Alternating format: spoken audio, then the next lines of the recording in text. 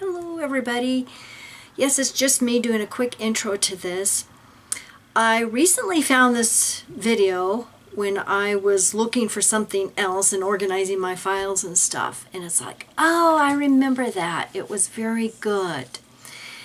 And so I'm going to mirror it here because it was very helpful for us, and I know we've taken a lot of heat recently about how we are down on some religions, and in fact a lot of them. And in my personal opinion, when you watch a video like this and you see all of the roots and all the connections between these religions, and then you're like, oh, I was in Watchtower, I was in a cult, then you can see, you know, that all these religions, and it all goes back to the Millerites, you know, back in the mid-1800s. All of these offshoots of these religions go all the way back. So I highly recommend that you watch this video, you know, and see all these connections that he's made. Now, what's interesting is he's talking about all these different people and these religious groups from the mid-1800s. They all seem to have, you know, started the same time. And I've actually been in discussion with a friend of mine who's a Seventh-day Adventist. And, you know, I made the comment, well, Watchtower and the SDA are actually twigs on the same branch. And, you know, he can see the similarities, but I do know that, I know many of you know about our Beast, this huge file. And there is a file in there on the Seventh-day Adventists with all their old literature and stuff. And I have been looking through some of that. And I see a lot of similarities. I really do.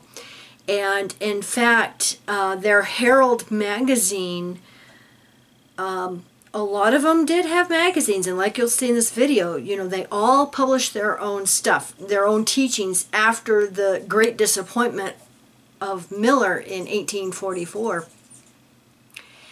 But I see a lot of similarities, a lot of the same wording, a lot of the same beliefs. So for me, it's kind of hard to see, you know, any true religion in this mix-up after watching this video. So I hope that this video, you know, will help all of you as much as it helped us to see, you know, that these were all just twigs off of the same branch of the Millerites. And they, you know, are all believers in the end is coming, you know. And so hope you all have a wonderful week and take care. Bye.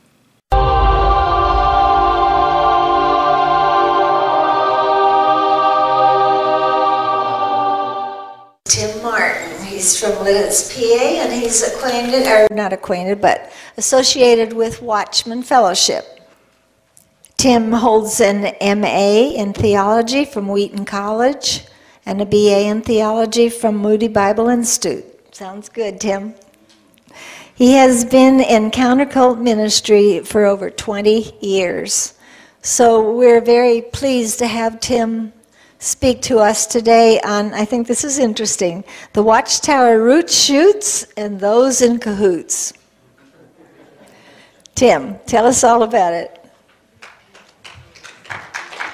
Now, before I get started, this one hard thing for me with this talk is I have so much information, and I'm going to tell you right now, I'm not going to be able to get through it all, which is okay. We're going to get to some really good stuff before the hour's over. But what's hard for me about it is I usually have a hard time being serious for very long. And with this much information, I'm going to have to be more serious than usual, but I have to start with a joke at least. So, what do you get when you cross a dyslexic with an insomniac and a Jehovah's Witness?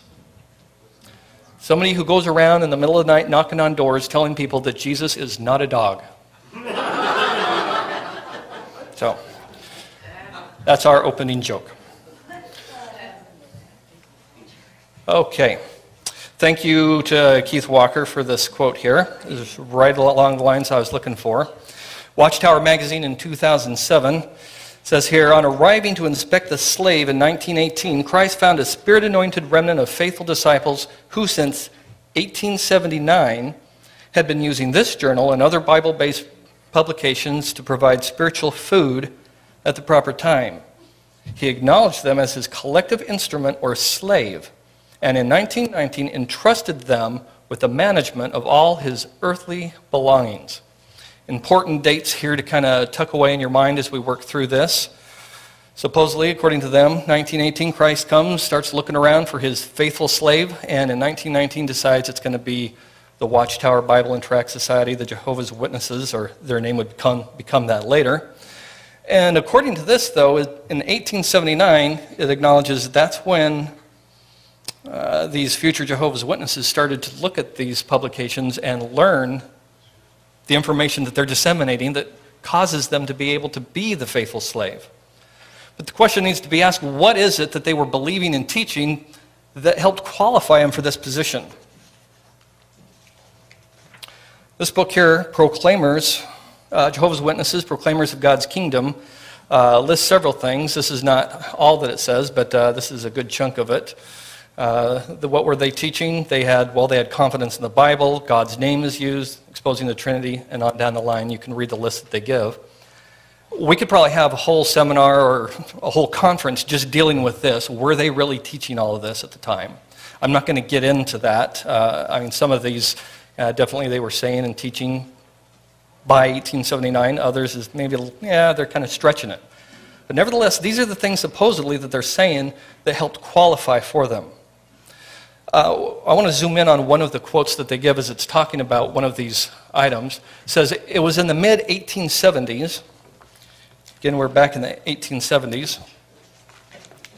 Excuse me.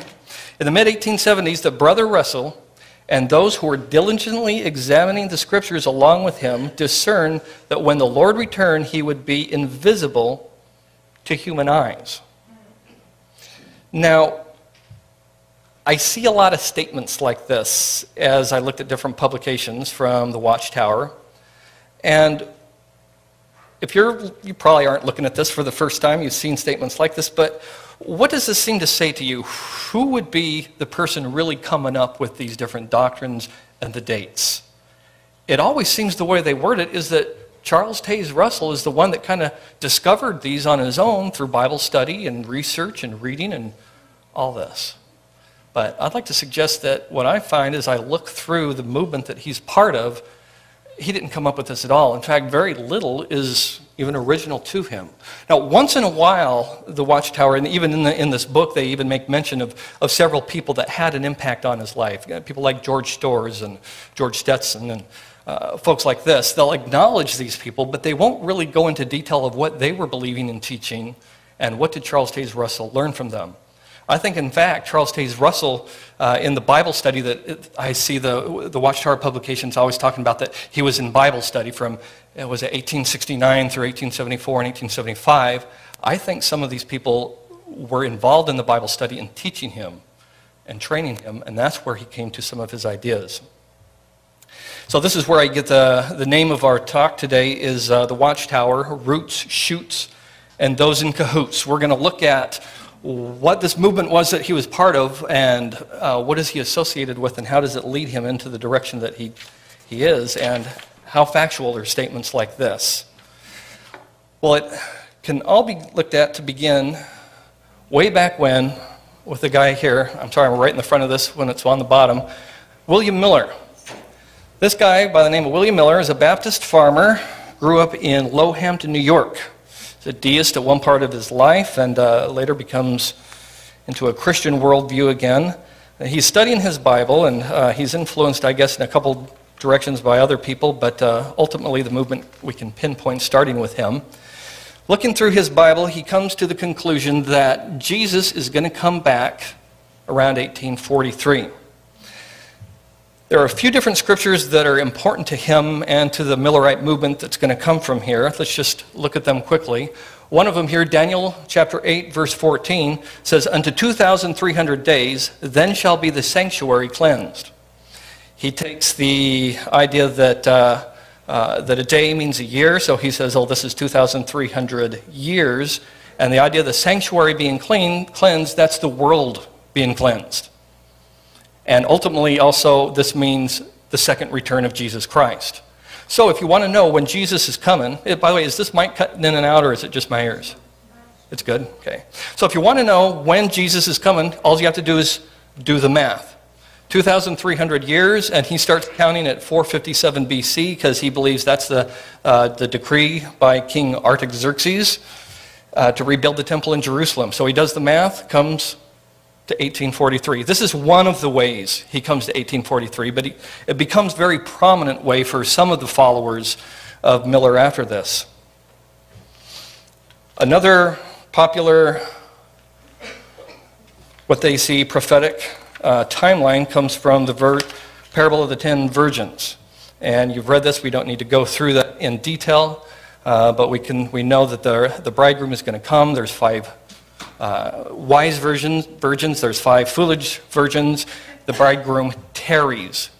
You see the word tarries, that's from the King James Version there in number 3. That becomes a very important word with the Millerites later on. The bridegroom is going to tarry. They see this as a timeline of Jesus' return. You know, Jesus is going to tarry. There's going to be this waiting of Jesus. They all slept, number 5, and then there is a midnight cry at midnight. This is another big buzzword in Millerism. There's a midnight cry, behold, the bridegroom's going to come. Foolish had no oil. They went to buy oil. Number 8, the prudent go to the wedding feast, but the door was shut. Another thing that becomes important with Millerites is the idea of a shut door. Jesus comes back, takes those with him that were ready, and now the door is shut. What does that mean for them in this whole timeline? Well, in 1832, William Miller submits articles, a series actually of 16 articles to the Vermont Telegraph, which is a Baptist newspaper. And as soon as he does, he begins to be flooded with inquiries. He writes, I begin to be flooded with letters of inquiry respecting my views, and visitors flock to converse with me on the subject. People are fascinated by his views, and people start jumping into the Millerite movement all over. He starts getting requests for speaking engagements, for lectures and teachings, so much so that he can't personally comply. Other people that are jumping into this movement start to become teachers and writers as well. So he's not the only one doing it, but he is the leader and at the forefront of this movement. And this is what we're going to call a one-issue movement, meaning that only one thing is important to the people that jump into Miller's stream. And that one issue is that Jesus is coming. The way we see this play out is you get Methodists, Presbyterians, Baptists, people who would normally not necessarily associate together. We have distinctives in our different denominations that kind of keep us distinct and separate, but when it comes to this one-issue movement, all of a sudden all those distinctions are pushed out the window, and people are jumping into this movement saying, the end is coming, we need to be ready. This is pretty important because now, as it's just a one-issue movement, people are jumping into the stream that have very different doctrinal ideas. One of them is Joshua Himes. Now, Joshua Himes originally meets William Miller in 1839, likes what he has to say, and in 1842, the date that I put up on the PowerPoint here, this is the date that he begins to publish for Miller. He's an experienced publisher and can really get the word out. Now, the reason why Himes is important is because he is part of a group called the Christian Connection. The Christian Connection, they're Arians, meaning they don't believe that Jesus is God. And also conditional immortality, meaning that you do not have a soul or a spirit that is going to survive death. Remember Keith's talk. This is a large part, I believe, of where this doctrine comes from that flies throughout Millerism all the way up into our day. Most of the followers of Miller, or at least that are connected to this original movement, have that kind of doctrine, that idea in their mix. So, Joshua Himes publishes Signs of the Times, which promotes Miller's teachings. We give a few. Near the end here, there is about 48 periodicals with Miller's teachings in areas like New York, Philadelphia, Cleveland, Montreal. Himes claims that 5 million copies of Millerite teachings were published by 1844. Many people rally around this date. All over, not just the eastern United States, but people all over the world start to get wind of it and are very interested in what's going to happen in the end. But Miller never gives an exact date of it's definitely going to happen on such and such date. People are pressuring him though. When is the end going to be? The most he would come up with is a time frame. So the cleansing of the sanctuary from Daniel 8:14 is going to be sometime between March 21st of 1843 and March 21st of 1844. This is according to a Jewish calendar kind of system. Well, 1844 comes, and guess what happens? Nothing. Nothing happens. Well, right after March 21st, 1844, they're sticking to their resolve. They still think the end just might happen. Miller writes a letter on March 25th, 1844, saying that he still believes the end is near. The Millerites now believe they are in the tarrying time. Okay, there's been an announcement. They believe the end was going to come. It's not come yet. We're in the tarrying time. When is the return of Jesus going to come? Well, in August of 1844, Samuel Snow comes along in a camp meeting, and he announces a date that everybody seems to latch on to, October 22nd, 1844, which is, I think, was supposed to be the Day of Atonement according to not the regular Jewish calendar, the Karaite Jewish calendar. He believed that this was going to be the date of the end. They call this date the true midnight cry. I guess Miller's midnight cry was the false midnight cry or the warning shot. I'm not sure what they called it now, but now we have the true midnight cry. So when Jesus doesn't return on this date, they call this now the Great Disappointment. The Great Disappointment, as you can expect it to be.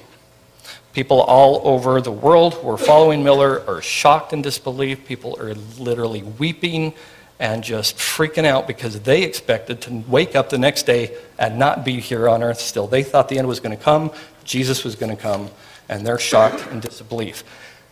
When I teach people about Jehovah's Witnesses, and we often, when we go into churches, we do a lot lighter stuff, not heavy things like I'm going over today, but we often talk about how the Watchtowers predicted the end of the world over and over, and it doesn't happen. And Christians always wonder, well, why do people stay in the Watchtower in 1976?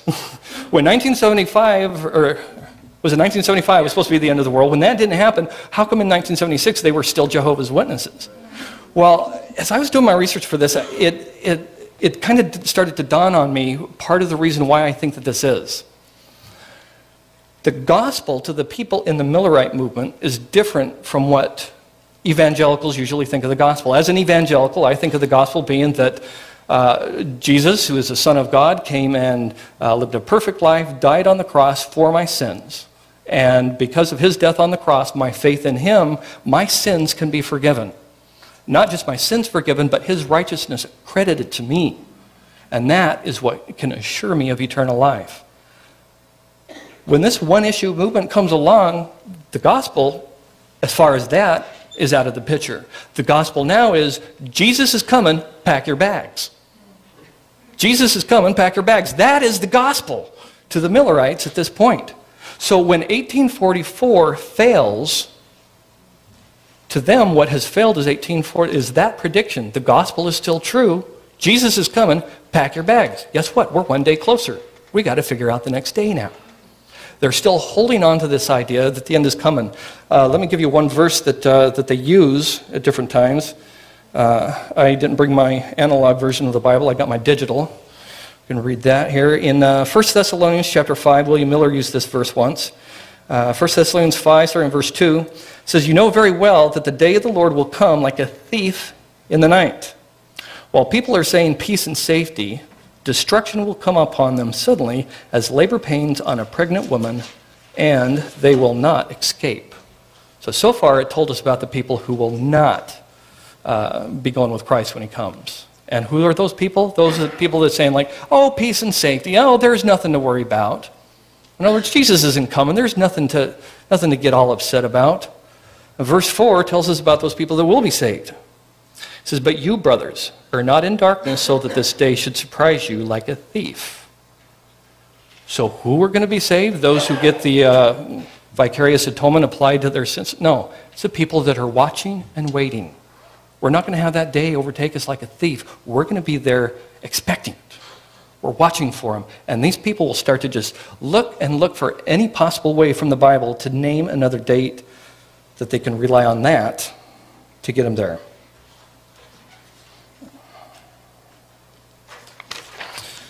All right, from here, what I want to do is trace the development of the Millerite movement after it starts to hit the fan.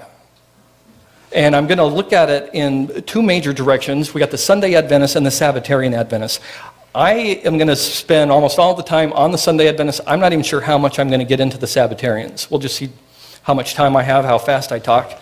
But the Sunday Adventists are where we're going to go. And just to show you from here what the spread looks like, if I were to finish it all, these are all the different explosions.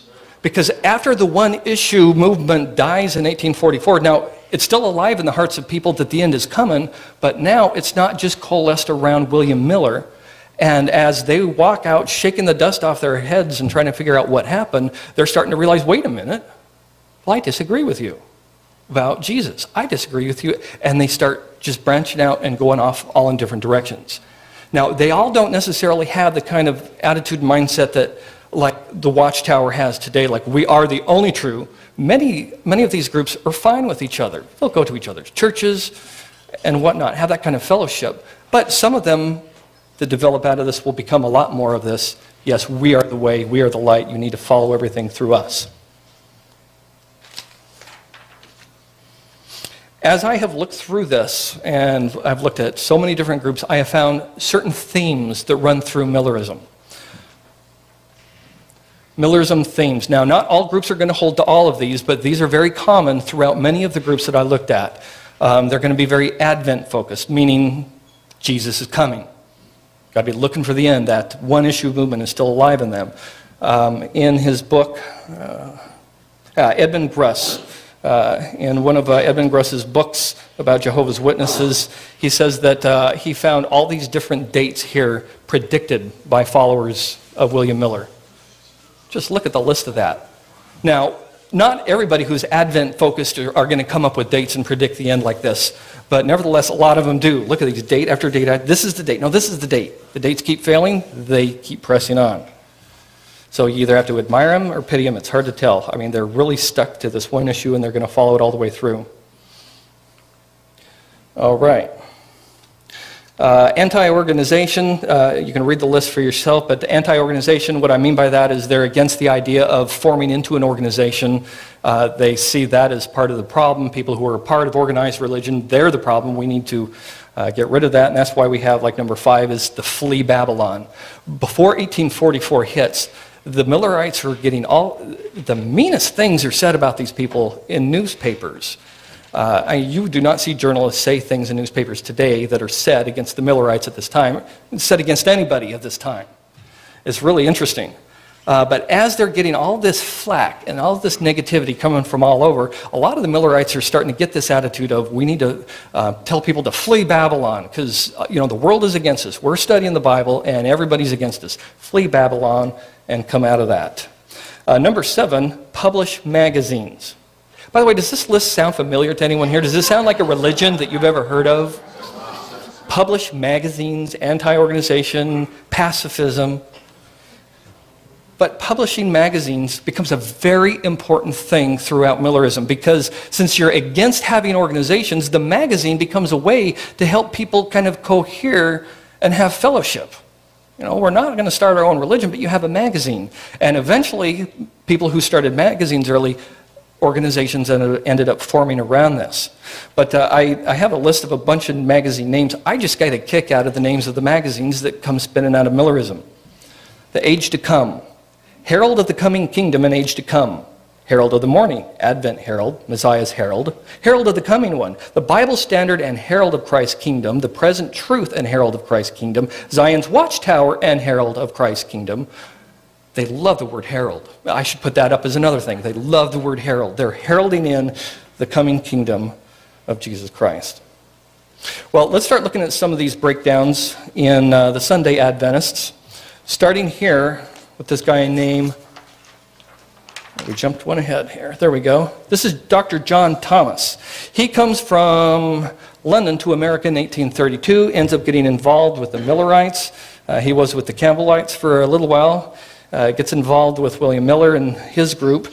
1846, after the Great Disappointment, he starts traveling throughout New York, giving lectures and teachings, and his group that kind of formed out of this is the Christadelphians.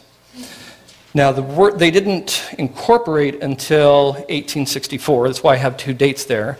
They didn't incorporate right away. For one thing, they're anti-organization. We're not here to start an organization, but the Christadelphians kind of formed around his writings and his teachings. The reason why they started an organization, though, is they're pacifists, and they're against joining the military service.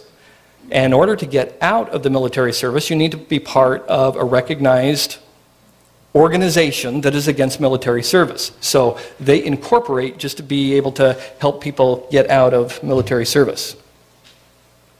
Now, their teachings, if you ever go to Christadelphians or read their stuff, it sounds a lot like Watchtower in some ways, but there are one unique difference is they do not believe that Satan is a real being, but he's maybe like illustrative of the allurements of the world or that kind of thing. So very much like Jehovah's Witnesses, but they're not out there knocking on doors. That makes them very distinct, at least in our day, but not as much back then. Well, Dr. Thomas had a contemporary by the name of Joseph Marsh. He had similar beliefs, but parted ways over the issue of rebaptism. Marsh, let's see, what do I want to hear? There's so much with each group.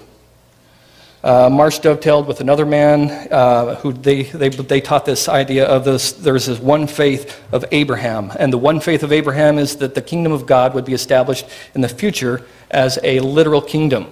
And they call their organization the Church of God General Conference, and sometimes they include this last part of the Abrahamic faith. And that's back to the idea that I just mentioned, the Abrahamic faith, the one promise given to Abraham that God would establish his kingdom in the future is a literal kingdom. Now, they also put the Abrahamic faith on there to help distinguish them from some of the charismatic groups that are out there. Many different religions out there called Church of God. You're never really sure, is this a Millerite group? Is this charismatic group? Exactly who is this?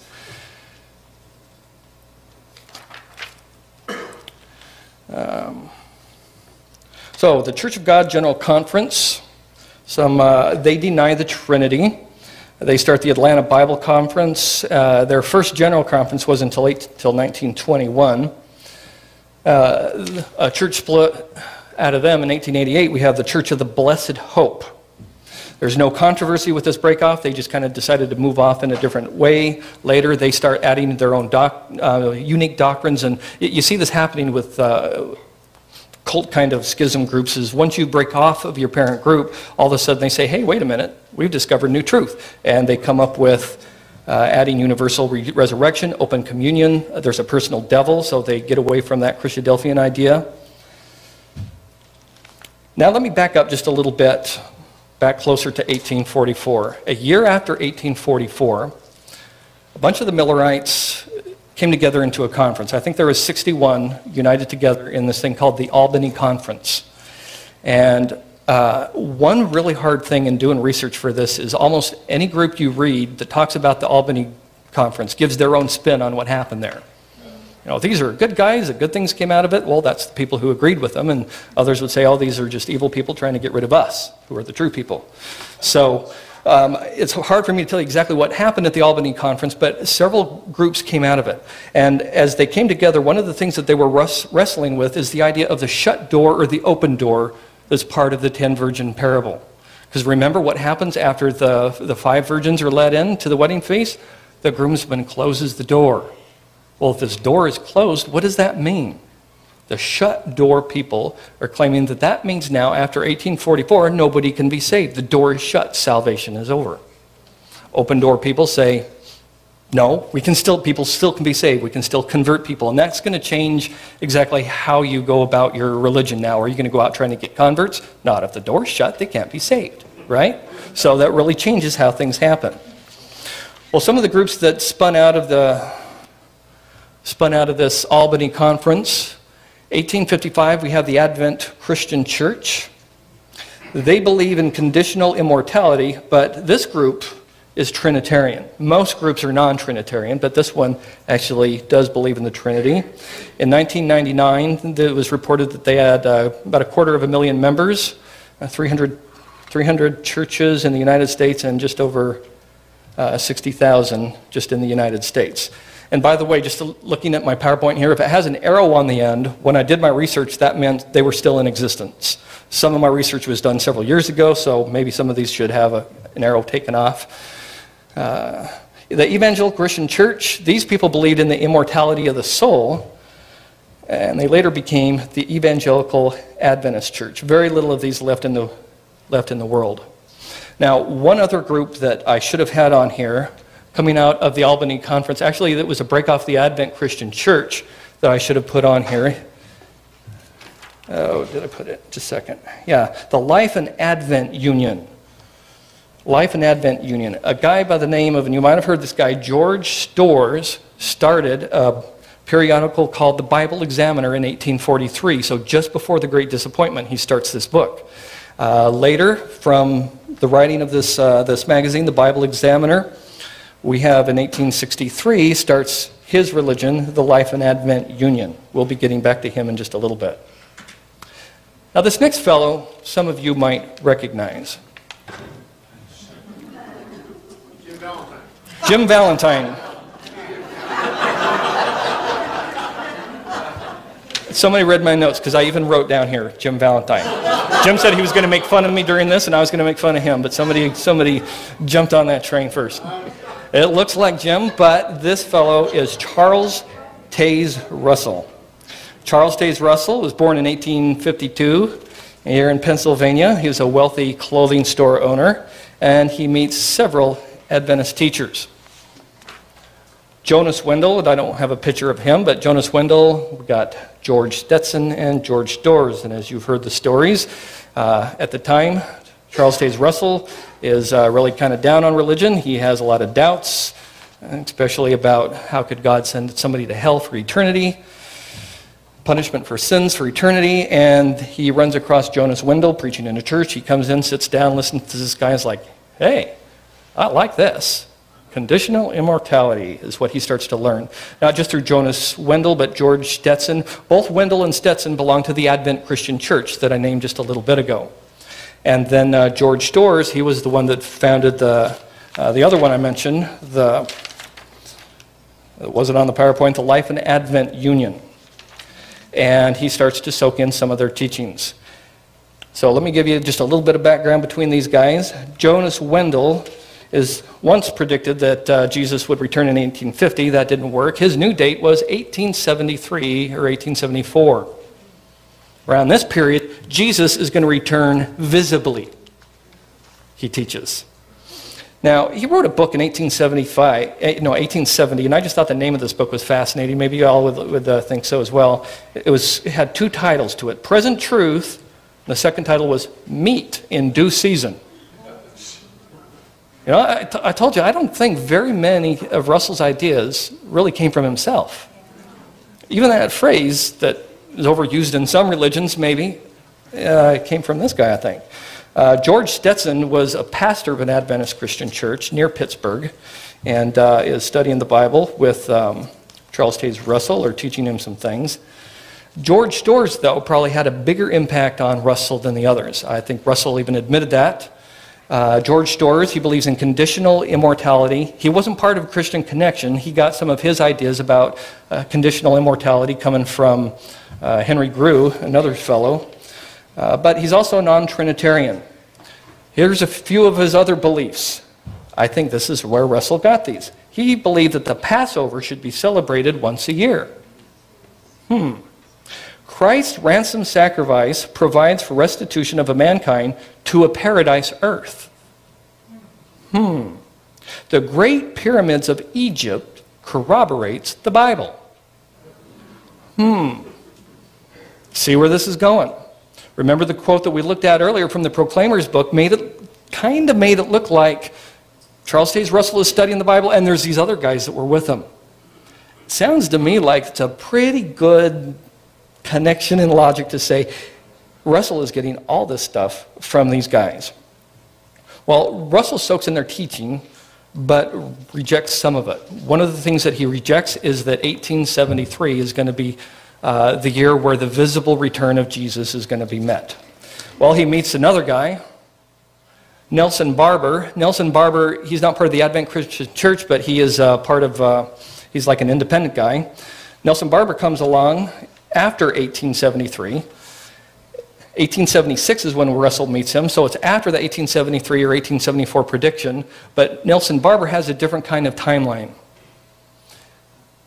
1844 to 1874, that's when the bridegroom tarries. From 1874 to 1878, this is a 3.5-year harvest period. And the Gentile times would be over in 1914. When 1873 didn't work out, because Nelson Barber used to believe that was the date that Jesus was going to return visibly, if that didn't work out, he recalculated to 1874. When that didn't work out, he changed his teaching to say that Jesus is back spiritually, invisibly. And so when Nelson Barber meets him, Nelson Barber listens to this and is like, now he's convinced of 1874. Yes, Jesus came back invisibly. Russell sells his clothing stores for $300,000, which in today's market, I've been told is $7 million. And this guy had some money behind him to get this movement going. So $7 million in our day, he sells and jumps into Nelson Barber's stream now. What made him so excited to sell all this and jump right in? Why not just use some of the proceeds from his stores? Now this, and you know, you read Watchtower publications, they'll just talk about what an amazing man this is. He didn't care about personal loss to give up everything to go into this. Well, I have another theory of what helped him, prompt him to do this. Where is he on this timeline that he buys into? Because he buys all these dates. He agrees with Nelson Barber. Charles Taze Russell meets him in 1876. 2 years later, he thinks he's going to be translated into heavenly glory. He's going to heaven. He sells his clothing stores. He doesn't think he has anything to lose. So it's not that, oh, he didn't care what he had to lose. No, he thought he was gaining heaven. The gospel is true. Jesus is coming. Pack your bags. You don't need clothing stores. You can move on. Well, Nelson Barber and Charles Taze Russell, they split. They separate. And if you read Watchtower magazines, they will acknowledge one of the reasons why that they separated, but they never talk about a second reason. The reason they acknowledge is that Charles Taze Russell and Nelson Barber disagreed over the ransom sacrifice. Nelson Barber said that Jesus did not give a vicarious sacrifice for our sins. Charles Taze Russell said that he did. Another reason why they separated is Charles Taze Russell came up with a new date. When 1878 didn't work, Charles Taze Russell said, oh no, it's going to be 1881 is the next date. So Russell continues this tradition of calling out new dates. Charles Taze Russell, after they split, Barber goes off in his direction. Charles Taze Russell, there was some breakoffs of his organization, which he starts 1881. Whoa, look how far we went. Okay, 1881, he starts the Zion's Watchtower and Tract Society here, and he changes a doctrine in the early 1900s that people who were following him have been held to all along. They didn't like it. He said that the new covenant that's in Hebrews 8 is not applicable to the gospel church but to the Jews. I'm not really sure of the theology behind that, but some people didn't like that at all. So they broke off into the New Covenant believers and the New Covenant Fellowship. Now, both these groups are kind of the same. One is in the United States, the New Covenant Believers, and the New Covenant Fellowship is in Australia.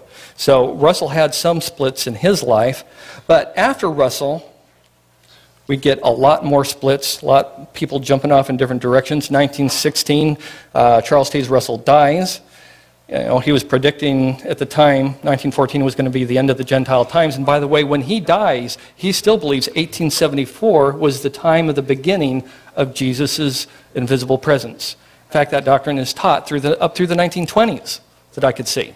So they're not telling you all the scoops about what they were teaching and believing in this early time.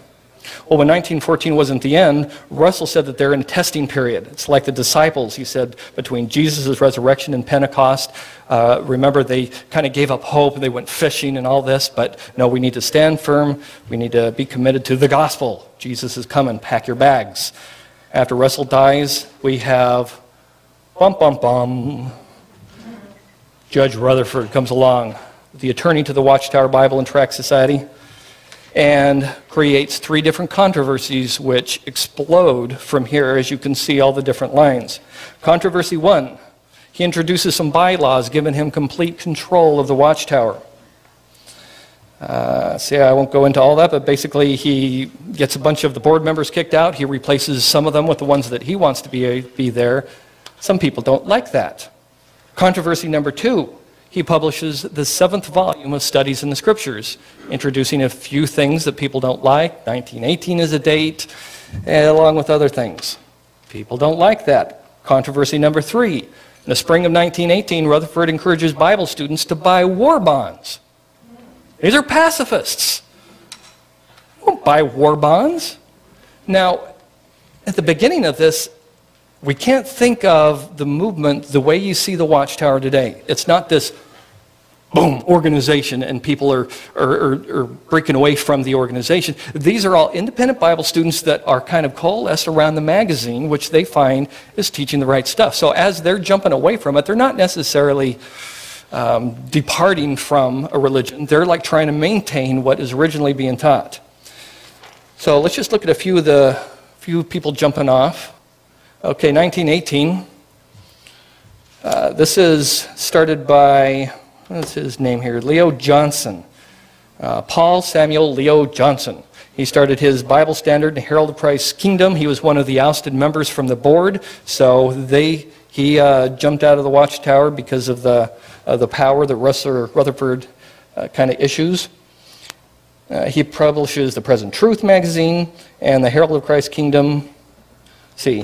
Here we go. Johnson taught that since Pastor Russell was the parousia messenger during Christ's parousia, that he, Johnson, must be the Epiphany messenger during the Lord's Epiphany. Now, this is going to get confusing here. Let's hang on with me. He's a prolific writer. He writes a 15-volume Studies of the Scriptures. People like to, or the Watchtower talks about how much Russell wrote. Man, 15 volumes of that thing. Can you imagine? Well, there's a few different breakoffs over here. 1955, we have the Laodicean missionary movement that just broke off of the Johnson's group. John Cruson started this. Now, this is what he thinks. He thinks, okay, Russell was the parousia messenger during the Lord's parousia. Johnson was the Epiphany messenger during the Lord's Epiphany. He says, well, I must be the apocalyptic messenger during the Lord's apocalypse. So it's just interesting how when they break off, they keep continuing one of the weird traditions that one guy started, and it just kind of spreads on down the line. I want to move on, get down here to the end. Let me see. The Pastoral Bible Institute, 1918. But what I like, we have the Watchers of the Morning down here at the bottom. I don't know if you can see this, 1918, Stand Fast Bible Students. I like these guys. I like what comes after them. Stand Fast Bible Students. This name comes from their idea of their determination to stand fast against the idea of war bonds. Okay, Rutherford says in the beginning of 1918, hey, buy war bonds. By the end of 1918, these guys are like, no, we're not buying, we're standing against this. A lot of people break off and follow this. One thing I read says perhaps 40% of Watchtower adherents in the Northwest broke off to follow the Standfasters. They had 1,200 adherents in 1919. Now, it has a unique name for its magazine, the Old Corn Gems. So they did nothing about the Herald. Now, they didn't keep, their movement didn't keep going very long because they changed one of the ideas taught by the Watchtower at this time is no public witness. So they're not out there trying to gain converts, and what happens when you do that? I don't know if they called it because of a shut door thing, but they stop existing. So in 1923, we have a break off of them, the Elijah Voice Society, who restores the idea of, no, we need to be out there telling people about this, gaining converts, teaching people, bringing people into the fold. What I like about this Elijah Voice Society is, my quote here is, long before Jehovah's Witnesses, they refused to salute the flag, buy Liberty bonds, or contribute to the Red Cross. Interesting. Now, remember, Jesus went looking around in 1918 trying to find out who would be the faithful slave. I think that he would find just a confusion of all this stuff. Because there's people believing all the same kind of things that the Watchtower said that these people need to believe, And they're disorganized, they're breaking up, they're splitting all over the place. And in fact, it would probably then be the Elijah Voice Society, you would think, would have the truth just as much as the Jehovah's Witnesses who were chosen to be the slave. I had Jehovah's Witnesses into my home a couple years ago, and I was preparing this talk for EM&R. And I said, hey, I have a great idea. Would you mind? I'm giving this talk at this conference. I didn't tell them the name of it, EM&R. It's basically a conference about cults. I didn't tell them that. I just said it's kind of a historical sketch of this movement from William Miller. And I think it would be great, since your church is actually part of this movement, would you like to listen to it, and you can give me feedback, tell me what you think.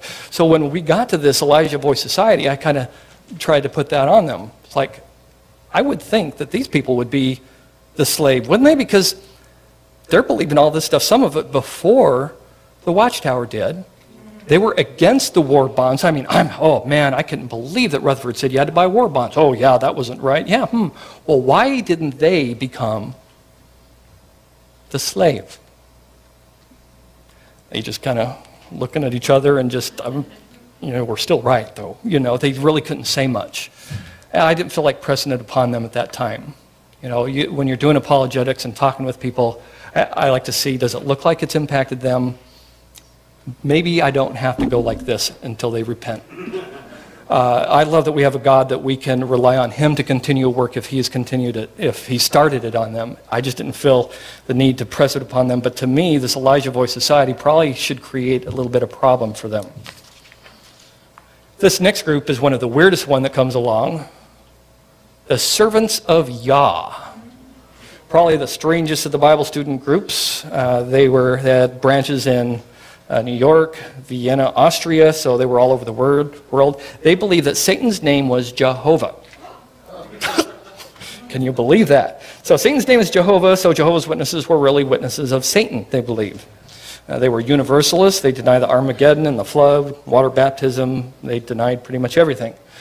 They believe only 144,000 are destined to discover the hidden name, meaning in the scriptures, and enter into heaven. Okay, Christian Millennial Fellowship. 1931 is when Rutherford comes up with the name of Jehovah's Witnesses. Watchtower Publication says that the reason why the name Jehovah's Witnesses was developed was to help distinguish themselves from the denominations of Christendom. I don't think so. Okay, who are they trying to distinguish themselves from? Everybody knew who the Christians were and the Bible students. There was nobody getting confused. Wait a minute, are you us? No. We are someone else. They're trying to distinguish themselves from this mess that they've made of what Rutherford made. People are jumping off the boat all over, still calling themselves Bible students. The followers of Rutherford and the Watchtower, they're calling themselves Bible students. They needed to come up with a new name, and the name Jehovah's Witness ended up being a really good one. And it really helped put them together more in this organizational kind of attitude. In 1931, sometimes this works, 1931, the Dawn Bible students come along. This isn't so much of an organization that came, but Bible students trying to reconnect themselves. They see this big mess that's happened, and they all realize we all pretty much have the same ideas and beliefs and teachings except for the Watchtower, and so the Dawn magazine starts to help try to get these people to come together a little bit. Now, I have, let's see, just like before, I wish I had one up there for this, but imagine another split off here. I mean, didn't just happen in the past. People break off of the Watchtower all the time, but back closer to our time, there was a couple of Jehovah's Witnesses who apostatized from the Watchtower and started some conventions. I don't know, that's another big thing throughout Millerisms. They love conventions. That's why you have like the General Conference of the Church of God, because they love conferences and conventions. But over here near the end, around in 1978, I believe it was, a Bill and Joan Setnar started conferences. So you got to, they follow in that same tradition, conferences. But so not all these groups are bad. So praise the Lord for what they have started. And we got pictures of it. Okay, so there's more groups than this. This is a brush through of a lot of what I saw of some of the more interesting or bigger groups of the Sunday Adventists. Now we have the Sabbatarians, those who are going to believe that the Sabbath needs to be observed. So let's see if we can get through some of these really quick. First of all, with the Sabbatarians, let me go through the Sabbath introduction. How did this get involved into the Advent movement? First of all, now let me just stand on the side here because I got a lot of people to go through here. A guy by the name of Fred Wheeler. He's a Methodist Episcopal Miller who becomes Millerite in 1842. And he's out preaching somewhere. In early 1844, he meets up with a woman by the name of Rachel Oakes. She comes to one of his teachings. And in his teachings, he makes this crazy statement. I don't know if people listen to themselves, but he says, in order to be saved, you need to be keeping all of God's commandments. Do people ever listen to themselves? Mormons say that all the time. Did you hear that? But that's what Frederick Wheeler says. Rachel Oakes is a Seventh-day Baptist. She comes up to him after his talk and says, well, by the way, have you considered the commandment about keeping the Sabbath? He says, huh? She convinces him that the Sabbath is important and needs to be kept as one of God's commandments. Wheeler researches it and buys into it. A guy by the name of Thomas Preble comes along. He's a Millerite preacher since 1842. He accepts the Sabbath from Wheeler or someone from around in the New Hampshire area, and he becomes the first Adventist to publish about the Sabbath in print. 1845, Joseph Bates comes along. He reads Preble's Hope of Israel, and he becomes convinced. 1846, oh, we jumped 2 pictures there. 1846, Bates meets Ellen Harmon and starts to talk to her about this. Later on, she's convinced about this idea of the Sabbath, and then she meets this guy, John White, marries him, becomes Ellen G. White of the Seventh-day Adventists. So this is how the Sabbath gets involved into this whole Millerite movement. So that should have been one of the things I put in on themes of the Millerites. The Sabbath becomes a big part of many groups. Ah, here's a missing page. We're not going to go back to that, though. Okay, so that's how the Sabbath jumps into the Miller stream. Now, the Sabbatarian Adventists, they have a different take on what happened in 1844. So let's look and see how they developed this really quick. After the Great Disappointment, we have a guy named, why is this jumping around?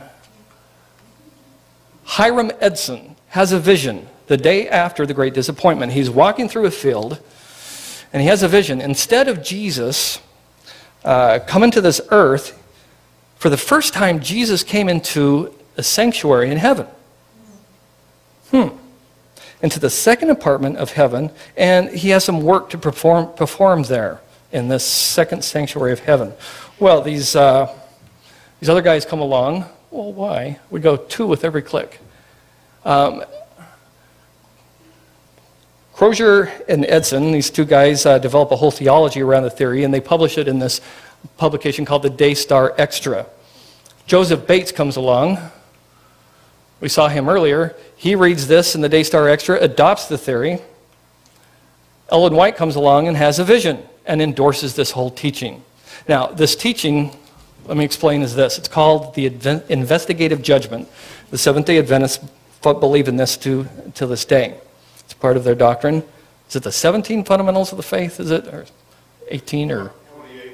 28. Okay, there was an 8 in there somewhere. 28 fundamentals. Thanks, Russell. All right. So, did y'all catch that? I said, thanks, Russell. Nobody? Okay. All right. So, according to this teaching, is in 1844, Jesus enters into the second apartment, the inner sanctuary of heaven, to go through this thing called the investigative judgment. What the investigative judgment is when Jesus comes in there, he's going to go through the names of everybody who's ever lived, who's had faith in him, to see if they get to go the rest of the way into heaven, basically. And one of the earmarks for knowing if you're going to make it is, do you keep the Sabbath?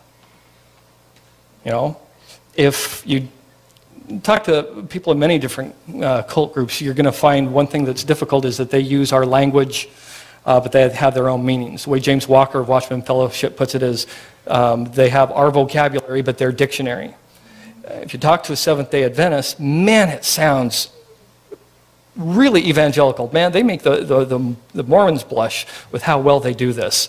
Oh, because of the atonement of Jesus Christ and my faith in him, I can go to heaven. There is nothing that I can do that is going to help me get my name into heaven.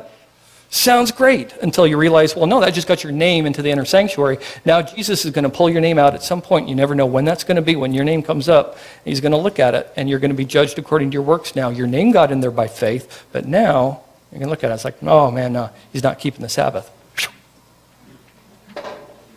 All a terminology thing. Well, they start their magazine called, let me see. Where was I? Let's see if I remember the rest of this.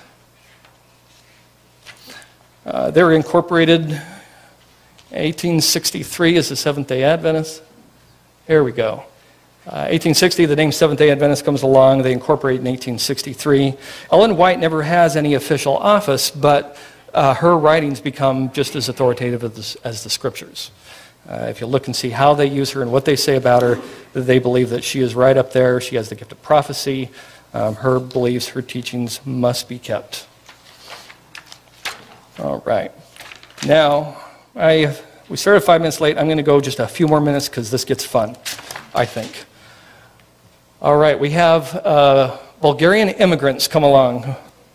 This is Victor and Florence Hutif. They joined the Seventh-day Adventists in 1929. They teach contrary doctrines that get them expelled. And in 1930, published them in their own books called The Shepherd's Rod, Volume 1 and 2. He and his followers now are known as the Shepherd's Rod Seventh-day Adventists. Later, they changed their names to the Davidian Seventh-day Adventists in 1930. Victor dies in 1955 and is out of the way. His wife is running the organization. She claims the end is going to be in 1959. After she leaves the group, we have these folks here, Ben and Lois Rodden. Ben claimed that 1960 was the real date, not 1959, and that God chose him, not Florence, to take over. So when 1959 didn't happen, the Davidians splinter, and the largest group follows Rodden, whose name of the group is the Branch Davidians of the Seventh-day Adventists. You know where this is going, don't you? So Ben Rodden introduces the feast days, Passover, Pentecost, the Day of Atonement, Feast of Tabernacles, throws in all this other stuff from the Old Testament. If you got to keep the Sabbath, a lot of the other stuff in the Old Testament, all of a sudden is like, well, wait a minute, we got to do this stuff too, huh? So when you start grabbing onto the Sabbath the way they do, you end up grabbing the rest of the stuff the way they did. Well, after Ben dies, Lois then becomes president of the organization. Lois claims to have been shown by God that the Holy Spirit is the feminine aspect of the Trinity. Well, next comes our next fellow. His name is Vernon Howell. Anybody heard of Vernon Howell? Yeah, a few of you. Well, you might recognize his picture. Oh, okay. Vernon Howell. You know him by another name. We'll get to that. Vernon Howell becomes Seventh-day Adventist in 1979, then goes into the Branch Davidians in 1981. 2 years later, 1983, has his first vision from God and takes over the movement, begins a live-in relationship with Lois Rodden. In 1984, Lois's son George Rodden and Vernon have a heated conflict. Vernon Howell is forced out of Mount Carmel and they move to Waco. 1986, Lois dies. Now Vernon Howell is here by himself. Howell teaches that he is entitled to have at least 140 wives. Things really start getting deep. 1987, Howell and 8 followers are arrested for attempted murder in a shootout with George Rodden. 1989, Howell teaches the New Light doctrine that makes him the rightful husband of all the women in the group, and husbands and wives are all separated. In 1990, he changes his name to David Koresh. Do you know why he changes his name? David because King David, Koresh because that's the sound it makes when you die. Did anybody's skin just crawl? David Koresh, King David, and the sound you make when you die. 1993, and we know this part of the story, alcohol, tobacco, and firearm agents raid the Branch Davidian compound in Waco, Texas, and 19th April of 1993, the attack again causing a compound to explode into flames, killing 86 people, 17 of which are children. Okay, one last really quick and then I'm out of here. The movement is continuing. Have you seen there's another break-off here? So this is still going. After this, one of the After this, one of the followers here of David Koresh, he was able to get out of Mount Carmel before the end there in the fire. His name is Rinos Avram. He's a British businessman and musician. He went to prison for a number of years because of what happened in Texas. He claims to be a prophet, the chosen vessel of the remaining bride, the successor of Koresh. At one time, he taught that David Koresh would come back in 1999. Again, the gospel is still true. We're still trying to find him coming back.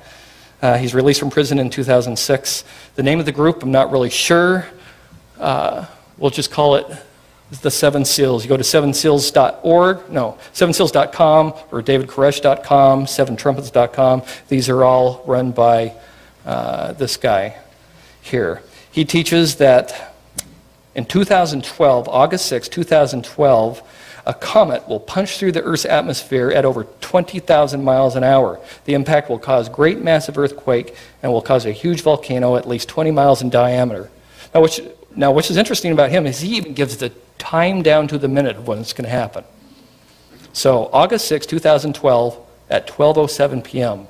Now, he doesn't say Eastern or whatever, so we're not completely sure. But this is going to happen. So in case that family radio guy is wrong, he says it's going to be 2011. If we actually make it 2012, we need to be looking for this. So, roots, shoots, and those in cahoots. The Watchtower would almost make it sound like they just dropped out of heaven believing this stuff. Man, they are part of a huge movement that is just kind of spread all over the place. Now, theirs really coalesced into a bigger thing, which people identify as the Jehovah's Witnesses, but there are so many other groups, so many other influence that Russell had on them, and that they ended up spreading their stuff all over the world as well. So I hope this can be encouraging to you as you think about what you've been a part of and what you've seen happen in your own life. And if there's any questions, I'm going to be available after there's a testimony next. I'm going to be available out by the tables if you want to talk about any of this stuff, or if you have any feedback for me, because with all this stuff, I know I missed a lot of stuff, and I'd love to hear from you. So, okay, in the seminar that you were watching, I ran out of time, so I wanted to finish it up here.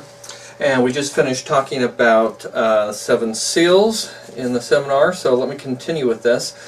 Now, what I've described so far about the Sabbatarians, at least as far as with the Seventh-day Adventists, is they would seem to talk as if the only people from Millerism that became Sabbatarians would be those that became the Seventh-day Adventists. But we're going to see that they have splinters as well as the non-Sabbatarians.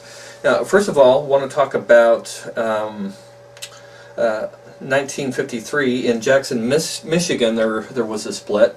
There was a certain lady in one of the churches that was having some problems, and a guy named Russell and Case got on her case for the problems that she was having, and they were pioneers. Or Case was a pioneer preacher of Adventism since Miller's time in 1844. So pretty devout fellows here, but they came against this woman that was having problems in their church. Ellen White found out about this, and up until this point, Case and Russell were supporters of Ellen White and believed in her visions. But Ellen White had visions or revelations or whatever and gave rebuke to the woman, so she was in agreement with Case and Russell, but she also rebuked them as well because she said that they had unchristian behavior. So she got on their case, and they were very disillusioned with her and started going off in their direction, and they started what, there we go, what we call the Messenger Party in 1853. And started a magazine, I believe. The magazine is no longer around. It was called the Messenger of Truth. That's why it's called the Messenger Party. So we don't know that much about the Messenger Party, what some of their beliefs would have been, but we know a little bit of them just from the strong rebuttals in the Adventist, was it called, in the Review and Herald, the Seventh-day Adventist magazine, where they came against what they called the Messenger Party and really kind of demonized these guys. So it just went a couple of years and then kind of died out. All copies of the magazine have been lost. Now, across the country, there were missionaries Adventist missionaries that were followers of the Millerite movement, Sabbatarians that moved across the country, started churches all over the place. Some of them were loyal to Ellen White and to the Review and Herald and what became of the Seventh-day Adventist, but others were not. So at some point some of them broke off of Ellen White's movement, and at some points there were others that were never really part of it. So there were breakoffs and there were some that were never really part of it. There was a guy in Michigan named Gilbert Cranmer. Well, first of all, let me just show you here. Different state conferences started to develop out of some of these other churches, some that broke off, some that were never part of it. But in Michigan, a guy named Gilbert Cranmer, he started to become suspicious of some of Ellen White's visions. And so James White started becoming suspicious of him. In 1960, started a magazine called the Hope of Israel. Again, magazine still popular, doesn't matter on what stream of Millerism comes out of it. Started their magazine. The subscribers of the magazine were at first called like the Church of Christ, Church of God, Church of the Firstborn. Many different unique names like this come out of the Adventist movement. The first conference was in the spring of 1863. Now, in 1864, Cranmer goes to New England, and about 25% of the Adventist groups at this point, and when I say Adventists, I don't mean just the Millerites, but the Sabbatarian Adventists, 25% of these in New England did not follow Ellen White's group. Now, what tied these scattered Sabbatarian groups together in these early days were doctrines like the conditionalism, as they called it. That would be the soul sleep. You don't have a spirit that continues after this life. Age to come, Millerism again, of course, and opposition to Ellen White's visions. These kind of hold them together for a while. Now, the dates that I give over here for 1863 Michigan, 64 Iowa and Maine, and 74 for Missouri, these are the dates when they had their first state conferences. So these groups have start to be approached by the Whites, tried to get them involved in the Seventh-day Adventists and the Review and Herald, and so they need to step back. They're not into organizing anything. Again, one of the characteristics of the Millerites, we don't want to get into organization. However, they're almost forced to kind of identify with each other and start their own state conferences to help distance themselves from the Whites. Iowa and Michigan, their state conferences eventually come together and start another movement here called the General Conference Church of God Seventh Day, sometimes called the Church of God General Conference. Some of these names and titles start to get very confusing because they're also very similar. So, in the beginning, when these conferences came together and started the General Conference Church of God Seventh Day, their beliefs were a little bit widespread, but in 1885 conference they outlined 24 articles of common belief. And they took the Hope of Israel magazine that was started by, Cranmer, I said earlier, and now it's called the Bible Advocate. The Church of God Seventh Day in 2001, records say that there was about 250,000 people worldwide that followed the Church of God Seventh Day, and there was about, 200 churches in the United States and Canada. That was over 10 years ago. They seem to reject the Trinity, believe in soul sleep. Saving faith includes repentance, and repentance activates obedience through love. Well, in 1931, a minister in the General Conference Church of God Seventh Day gained some prominence. This fellow here, this is Herbert W. Armstrong. In 1933, Herbert W. Armstrong started the Radio Church of God, and later this becomes the Worldwide Church of God. So 1933 is when the radio program starts. Worldwide Church of God develops out of that a little bit later, as well as the World Tomorrow program in 1950. Annual income of this organization in 1986 was $200 million. Plain Truth magazine, which was offered for free, had 8 million subscribers just before his death, and 82,000 members. So not a lot of members, 82,000, however, annual income $200 million. A lot of pressure on this group for tithing, double tithe, triple tithe. Here a tithe, there a tithe, everywhere a tithe, tithe. Give money. These 82,000 members supported this organization for $200 million. Well, things kind of fell apart. Early 1990s, there were doctrinal changes after Herbert W. Armstrong died. Joseph Tkach Sr. started looking through the scriptures, looking through the teachings of the organization, started realizing some problems with it, started changing slowly.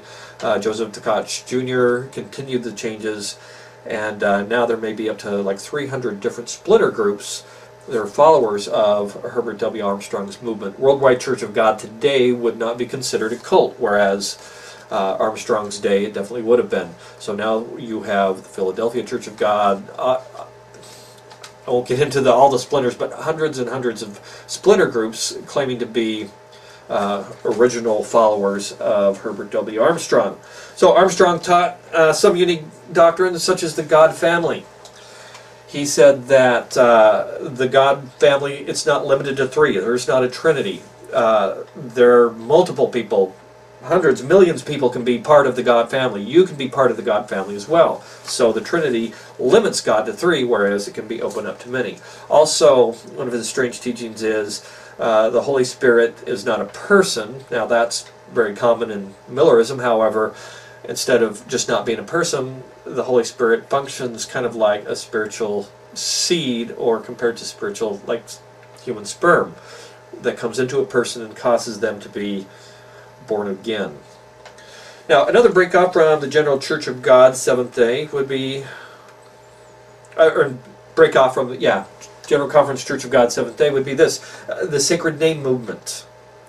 And you can see several different names here. We have 1939, the Assemblies of, and I'm not sure how they pronounce it, or they probably didn't pronounce it, YHVH, or in Hebrew, Yod-Heh-Vav-Heh. They felt it was too important, the sacred name, so that you didn't want to pronounce the name. Or 1943, we have the Assembly of Yahweh. 1969, the Assemblies of Yahweh. Interestingly, now, I mentioned at the very beginning of the seminar that the Jehovah's Witnesses try to say that, make it sound like Charles Taze Russell came up with all these doctrines and ideas that qualified them to be the faithful discreet slave. And one of those would be that one of the characteristics or doctrines that they thought was important was that Charles Taze Russell was using the name Jehovah.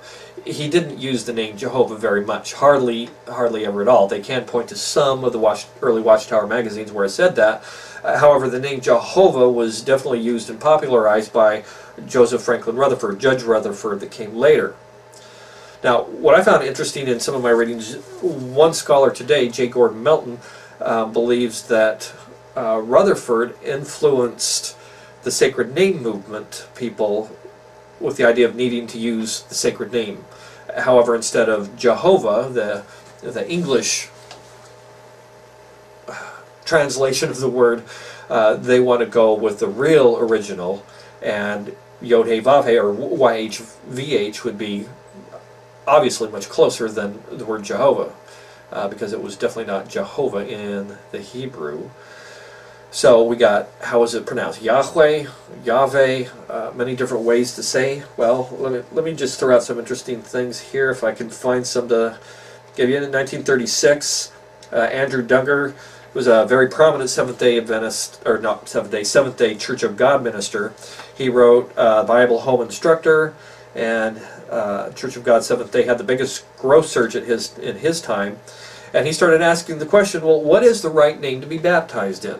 Because if we're going to say baptism is required for salvation, and we're supposed to be, as the Bible says, you need to be baptized in the name of the Father and the Son and the Holy Spirit, well, then we need to ask, well, what is the name of the Father? If we're going to need to be baptized, baptism is a requirement for salvation, well, what's the proper name? So, looking into it, they decide it's the proper name in the Hebrew, Yahweh, or YHVH, however we want to say it, whatever each group takes off with. 1937, C.O. Dodd was the secretary and treasurer for the Church of God Seventh-day, and left in 1928 over the issue of the feast days. See, at this time, people like even Herbert W. Armstrong and some of these Sacred Name Movement folks start to come up with the idea of, well, what about the feast? What about all these other requirements of in the Old Testament about ceremonies and feast days and dietary things, just like the Seventh-day Adventists had to get involved with that and figure out, well, if we're going to say the seventh day is important, well, what about all this other stuff in the Old Testament? So they start wrestling with that in the General Conference Church of God, Seventh Day, and that's what started to pull them towards what they call as the seventh, or the Sacred Name Movement. Well, okay, well, that's all I want to give for that. You can do some looking on the internet. There are some information for some of these groups that you can look up. Other things, I found it very difficult to find some information and trace some things down. And sorry, I've got to read my notes as I look through this. I hope you can't expect me to memorize all these. Many different things, many different spin-offs. Watchtower, I originally started talking about because this was a conference about former Jehovah's Witnesses. Watchtower would have you believe that they are this unique organization that just came out of nowhere, and Jehovah God looks down and says, "Ah, you're it. I am going to select you as the faithful discreet slave." They're not unique. They're actually incredibly ordinary. As far as this movement goes, so many groups, so many movements, so many churches, so many of the same beliefs come spreading out of this all over the place. And that would then go for any of these groups that would claim to be the sole instrument in God's hands to provide truth for us today. Many of these different groups. So they need to be, I think it's very helpful to look at it in the terms of a historical movement to see there's great problems with this movement. And God is not selecting any of them, I believe, to bring us truth today. So, again, as I said in the closing remarks of the conference, I hope that this is an encouragement to you as you look through this as a historical sketch and see just where all these groups and movements come from. They didn't just develop in a vacuum. They all just came spreading and exploding into history thanks to William Miller. Thank you.